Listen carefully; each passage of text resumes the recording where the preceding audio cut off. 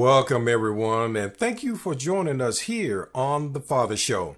And I'm your host, Mike Thompson. Today, we got a great show for you. But before we get into that, if you have not subscribed to our show, I would ask for you to subscribe to the show, hit that notification bell so that way anytime we put out a new show that you will be notified of it. Or just check out our YouTube channel at any time and always get the newest show that we have. Now, if you are a man and you're looking for resources, I want you to go to thefathershowwithmikethompson.com, click on resources, and there you will find resources that can provide you the information and help if you need it that you may need. And we're going to have, we have resources in all 50 states and growing. Not in all, but we're going to get there. And we also have national resources as well. So there's an issue that you are dealing with and you would like to be able to talk to somebody about that, go to our resource page and check it out, and you can find resources there. Now, if there is something that you are looking for in particular, or even a show that you would particularly like for us to do, go to thefathershow@gmail.com and send us an email. Let us know what you're looking for, if it's a resource, or let us know if there's a topic that you would like for us to do to cover that will benefit you or your family. Okay, so let's dive into the show, because today we have a fantastic guest, and I'm very honored to have him on the show because he is very renowned, and this is a man that has been doing some great work. And today we're going to be talking about intimate partner violence. And I'll be honest, I didn't really know much about it, so I've been doing a little reading to prepare for the show. But when Michael Brown asked me to do the show on this, I was like, wow, that's a great topic, and I'd like to know more. So we have Michael Brown, and he is of Happy Couples Healthy Community, and he is a licensed marriage and family therapist, certified Gottman therapist, couple workshop leader, master trainer, and a consultant. Now, he has also worked in a community in mental health and substance abuse for over 13 years.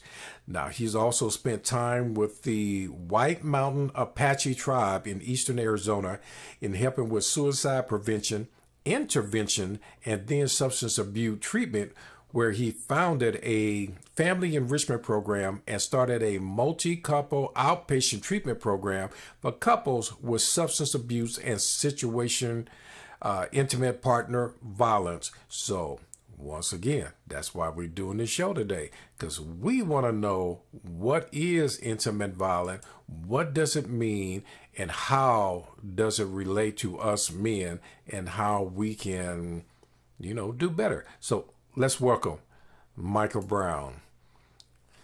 Mike. Well, thank you, Mike. No, you're more than welcome. How are you doing today? Very well, thank you. Very well. Very Good. happy to be with you and with your audience. Good, good. Well, we're very happy to have you here, and I really want to thank you for bringing this subject matter to my attention, because I really did not hear much about intimate partner violence. And so I'm not sure how much my audience has heard. So I really want to bring this subject to them so that they can understand what it is and what it means. Now, so my first question is going to be, what is intimate violence, and what is this referring to? Well, it's the term that's used in research for what we typically define as domestic violence, but it's violence, any form of violence that occurs between intimate partners, between a couple. Okay. And there's actually different types of intimate partner violence. Okay. So it's similar to domestic violence, but it's a little different. It's kind of focused on the couple relationship, So Okay. domestic violence is a broader term that could be used for also child abuse and other forms of violence. But Yeah. intimate partner violence refers to that intimate partner relationship and violence that occurs within that. Okay. So in a nutshell, like you mentioned, domestic violence is more for, it could be with kids, it could be with elderly, Elders, yeah. people. But intimate is more of violence that's with a partner you have been intimate with currently or in the past. Is Usually that it's correct? referring to, yeah, it could be the past, but usually it's referring to, in a current relationship. Okay. So if it's in the past, that's more of a domestic violence. It could still be referred to as intimate partner violence. Yeah. Okay. Okay. All right. Well, now, what are the four main types of intimate partner violence? So, researchers have found, there are kind of four types. There's a situational couple violence, uh, which there's situational couple violence, intimate terrorism, violent resistance, and mutual violent control. So, situational violence is not connected to a general pattern of control and arises in the context of a specific argument in which one or both partners lash out physically at the other. In contrast, the distinguishing characteristic of intimate terrorism is a pattern of violence and nonviolent behaviors that indicates a general motive to control. It's about dominance, power, and control. Violent resistance involves violence that's enacted to resist intimate terrorism and may have the primary motive of wanting to protect oneself. And then mutual violent control involves a pattern in which both husband and wife are controlling and violent. Hmm. And when you say husband and wife, is that one doing it where the other one isn't, or both of them are being violent with each other? Well, with that last one, the fourth one, mutual violent control involves both of them. Okay. Intimate terrorism may be, one being violent with the other, and it's usually the case that it's the man who's being violent Yeah. towards the woman.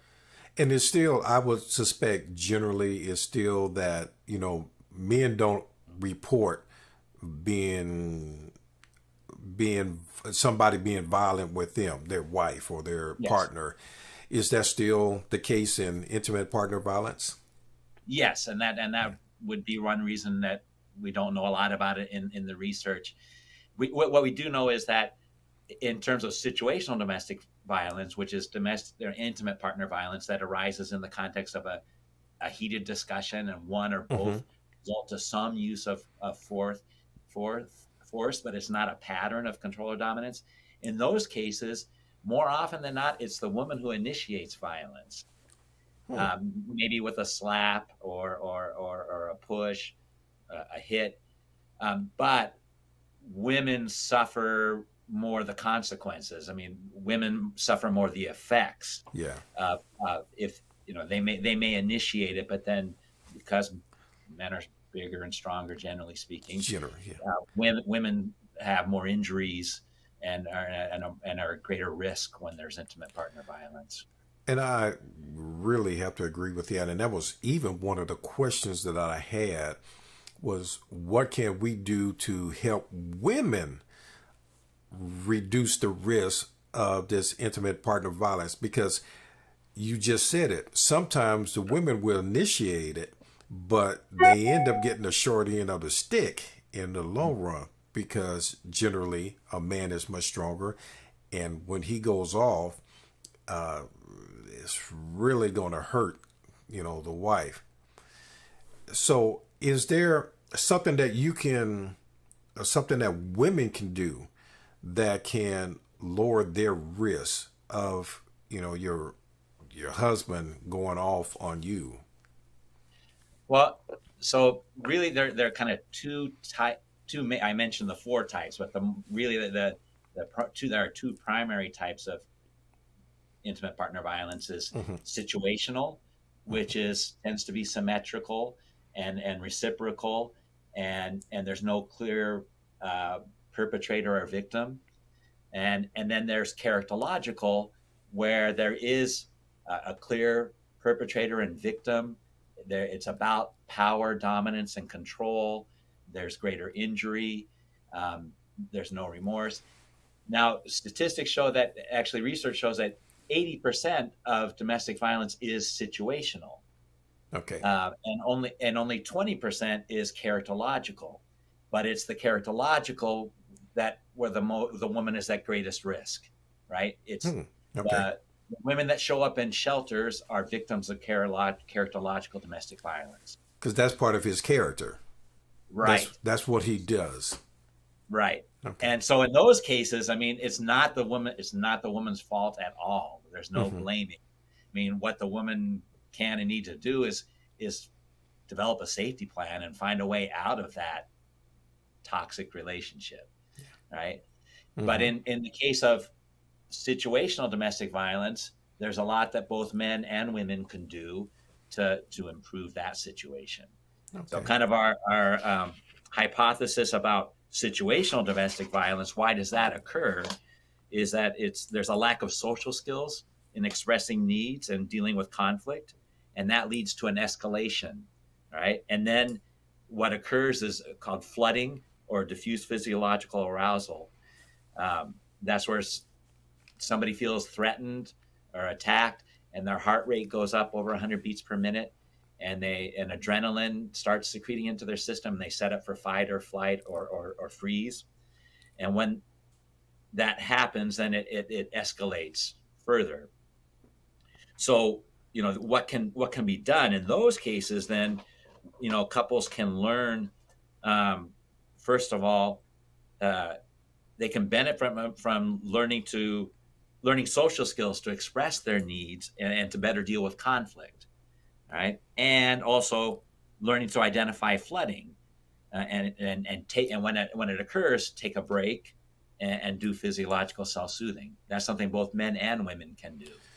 Yeah, and I know one of the shows that we've done in the past about anger management, and I know with men is a issue. Sometimes we can, a woman can push you so far, and like women to say they snap. Well, men can snap too, and I know that's that situational.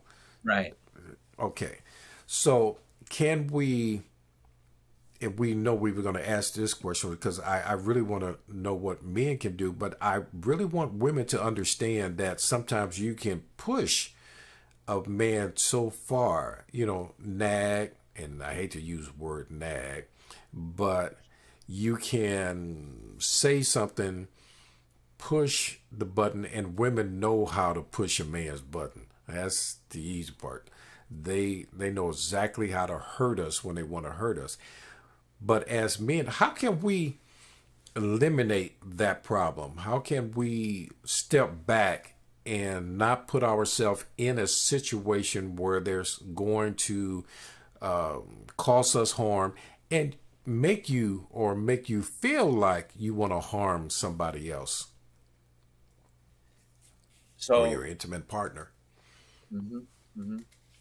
That's where, like, being aware of the well, couples often get into what we call a pursuer-distancer pattern, and it's not always the case, but often it's the woman as the pursuer and the man as the distancer, and the more the pursuer pursues, the more the distancer distances, the more the distancer distances, the more the pursuer pursues, and couples get stuck in that cycle of pursue and distance or attack, defend, and when that happens, we need to cut it off early.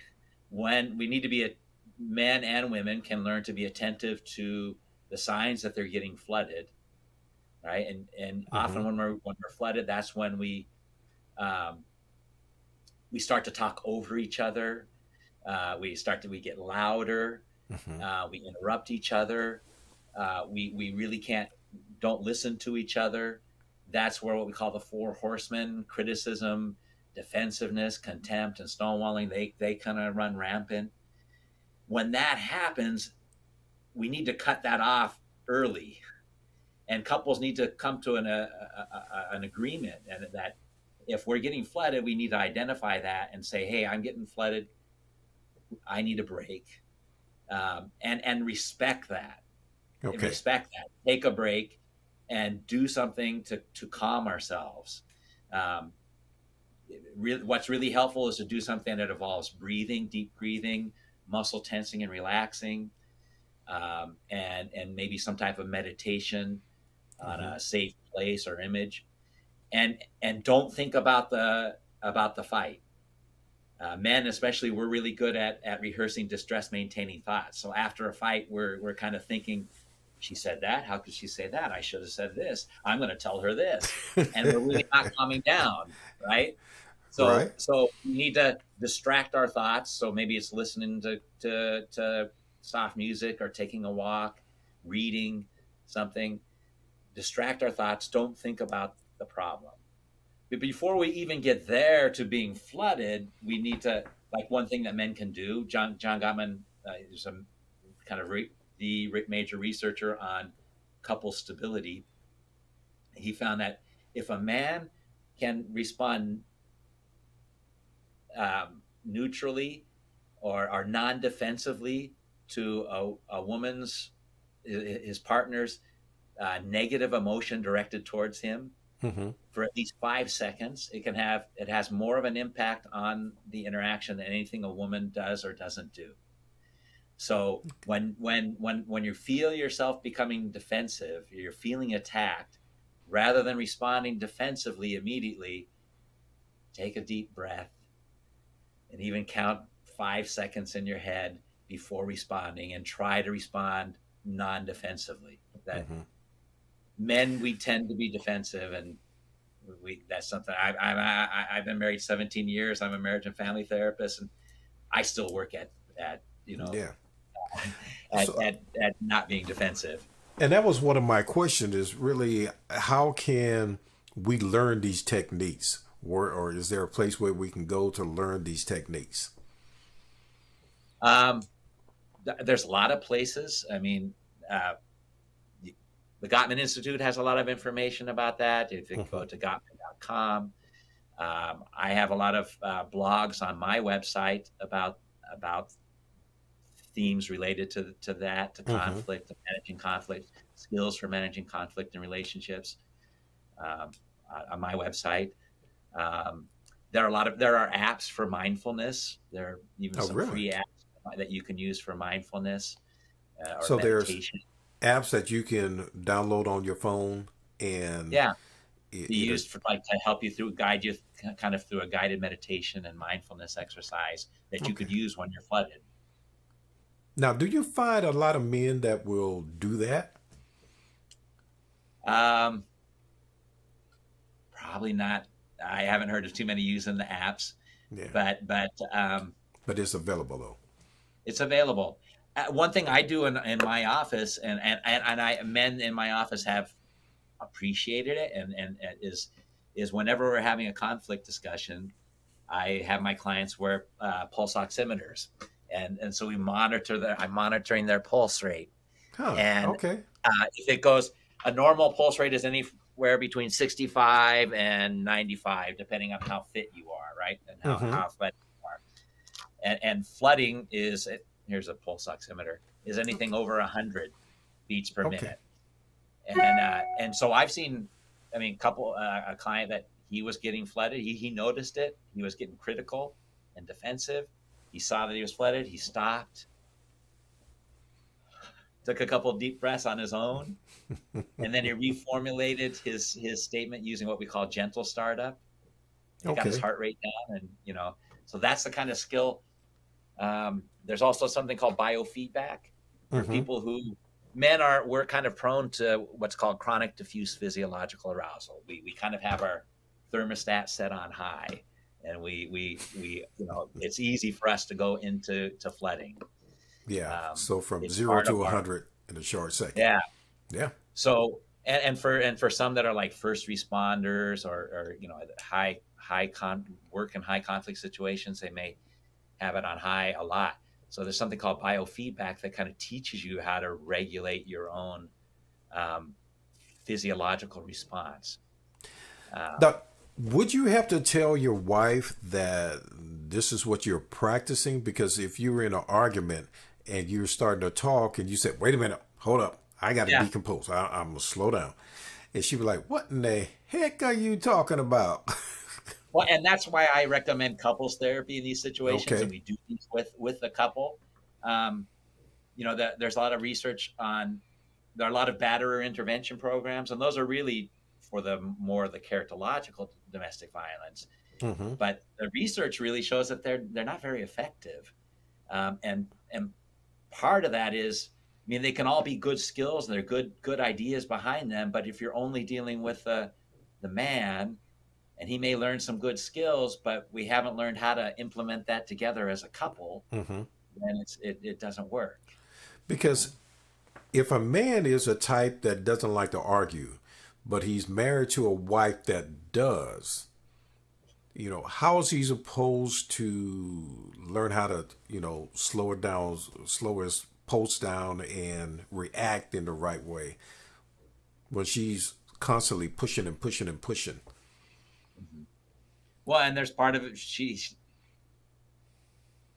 so it goes both ways. She has to learn to, well, if he says, and there has to be an agreement between the couple that if one of them calls for a timeout, Okay. for a break, that they respect that, and you try to take it as immediately as possible, Mm-hmm. and not push, and with the commitment that you actually give yourself 20 to 30 minutes to calm down, because you can get your heart rate down faster than that, but the stress hormones in your system, they don't process through the liver for at least 20 minutes. Oh, So it takes at okay. least kind of 20 to 30 minutes to get back to a normal state. But then the agreement has to be that we'll come and check in. Are we calm now? Are we ready to talk about it now? And if so, we will. So that makes it easier for the pursuer to accept, okay, we'll take a break. Because often the pursuer is afraid that if we stop now, we're never going to address this issue. Mm-hmm. Right? So if they know that, okay, we're going to take a break, we're going to calm ourselves, and once we're ready, we're going to try again. Okay. Right? We're going to bridge this issue again. Now, if you have a man that wants counseling and know there's a problem, but the woman doesn't, and she doesn't even want to practice this, is there something that he can do? I mean, he can practice these skills on his own, and even just, something that we do in office. I don't know that many people do it at home, but we have this type of conflict discussion where they take turns as speaker and listener. Mm-hmm. And the speaker, there's a burden on the speaker to use what we call gentle startup, which is, I feel angry, hurt, upset about what, and describing the situation as neutrally as possible. And then saying, I need, stating a positive need. Mm-hmm. Okay. So that's something the speaker needs to learn. And often, women tend to be more critical than men, right? Mm-hmm. But that's also because women tend to be the ones that bring up conflict issues. Mm-hmm.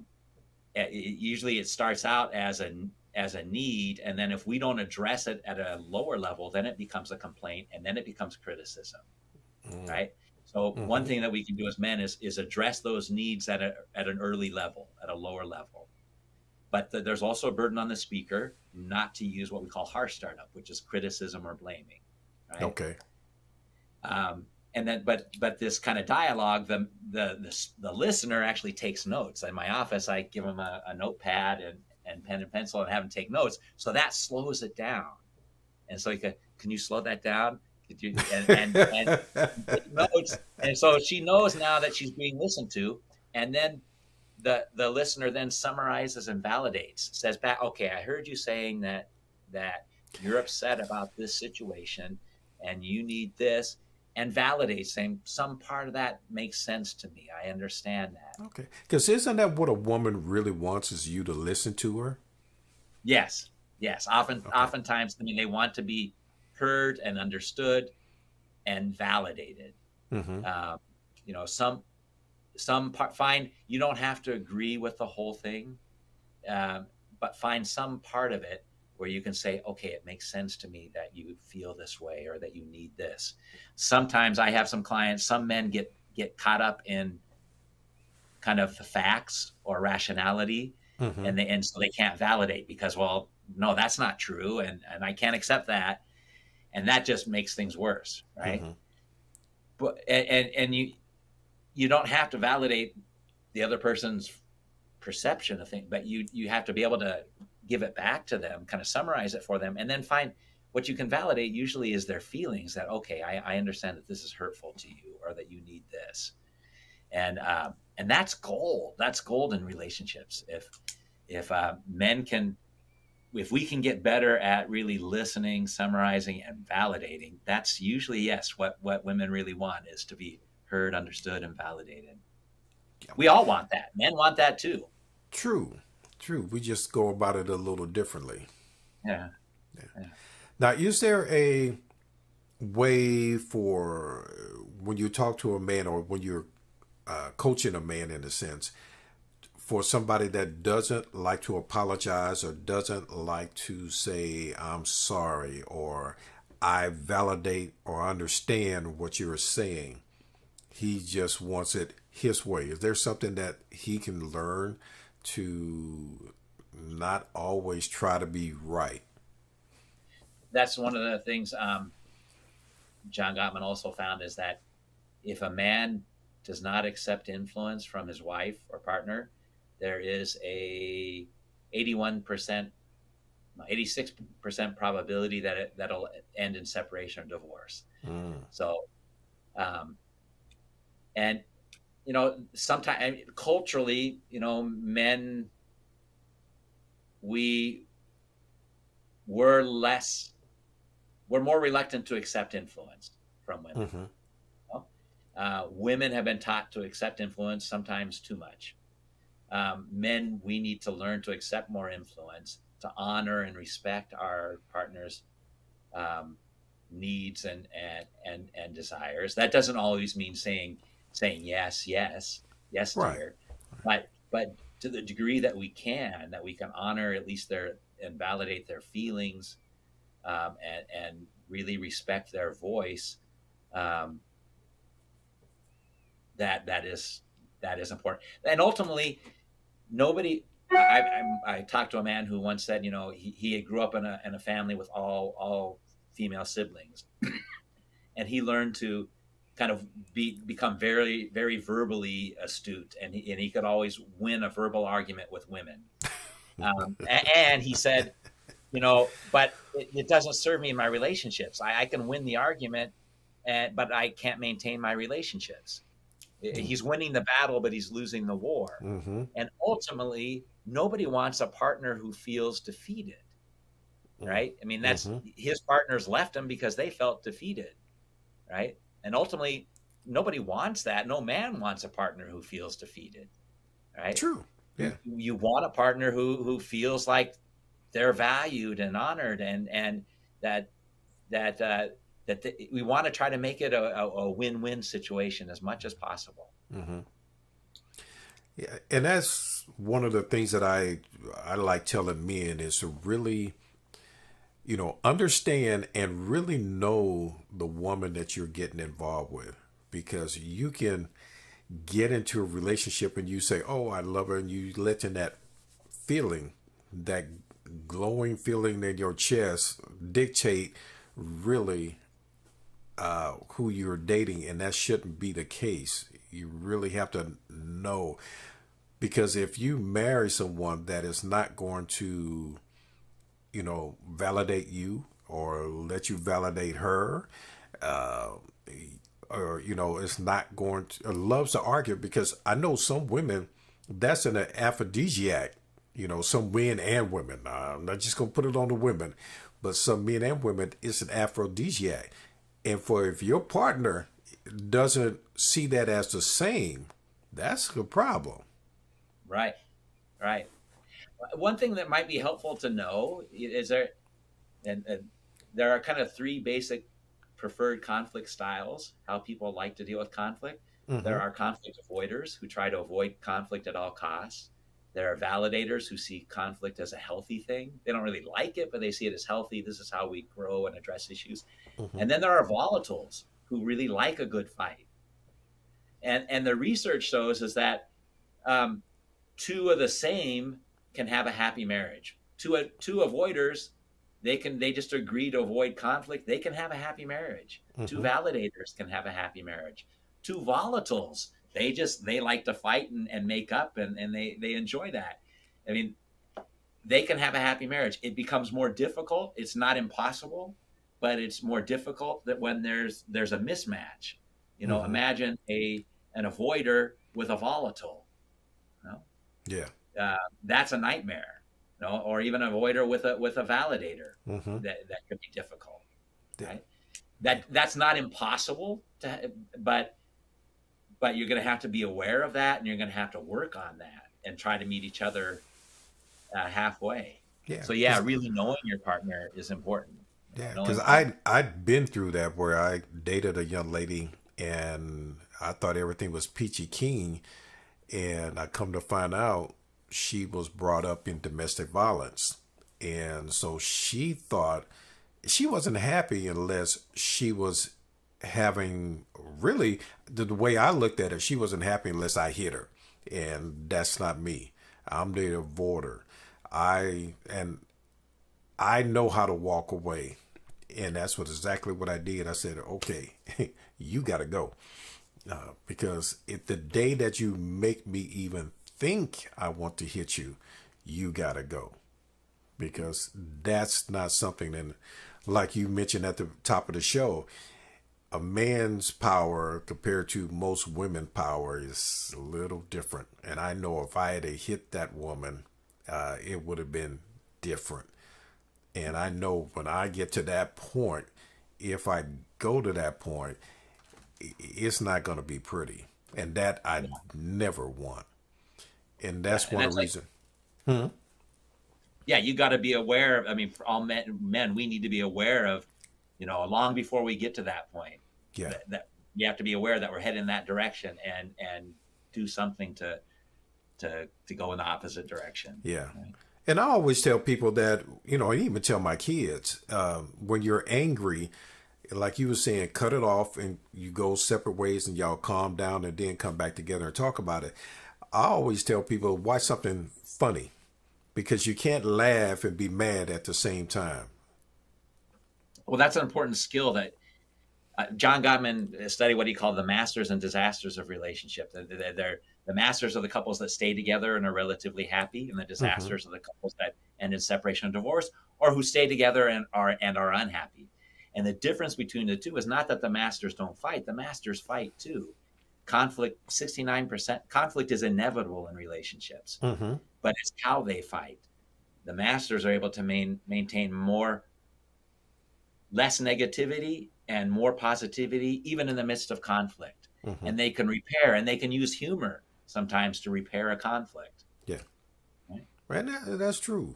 And some of the couples shows I've done, I've always heard that a woman enjoys when her man makes her laugh.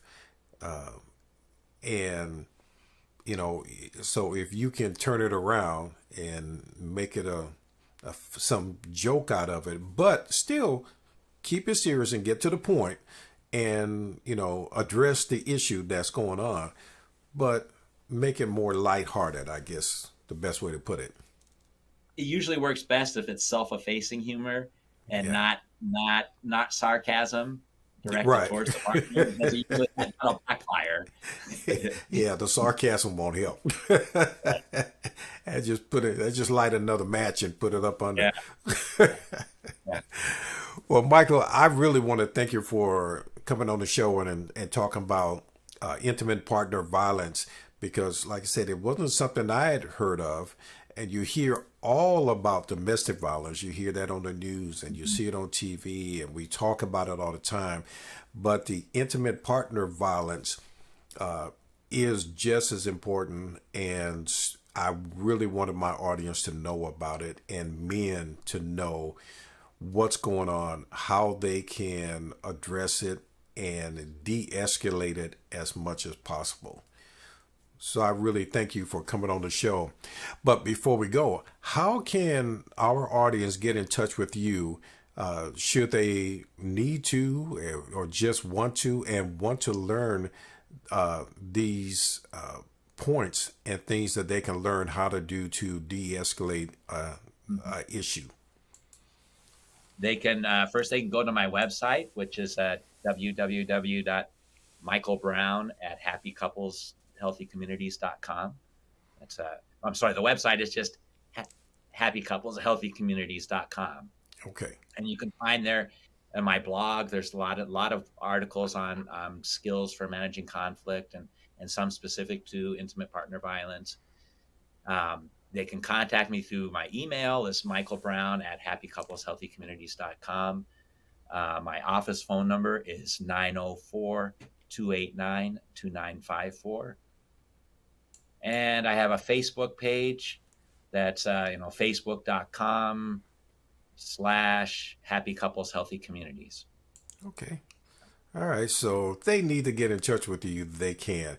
And I really hope, and I don't think you've done this yet, but I really hope that you put your information on our website. And I did. Okay. Okay, great. So they can find you there as well.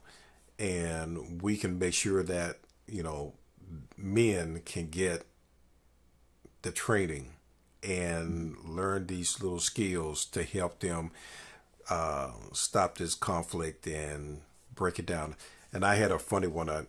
A friend of mine told me that when they hear their dad and mom kind of fussing, the father say, "Now, so and so, we're not going to do that," and that de-escalates it a little bit. And I was like, "Oh, that's cool. That's but somebody's got to say, let's calm down." Mm-hmm. And since we as men are supposed to be the leaders in the family, we should be the ones that say, let's bring it down and let's talk about it in a nice, calm way. Because one question I want to ask you, and I want to see if this is true before we go, you mentioned when it escalates and one voice gets higher and then the next voice gets higher and higher. Is it true that when you're really escalating and your voices are getting higher, nobody's hearing anything? Right. Oh, once we get flooded, the brain stem, our autonomic reactions, and the midbrain, the amygdala, hijack the brain. Mm-hmm. So we're no longer thinking with our cerebral cortex. Okay. And even our hearing narrows and our vision narrows.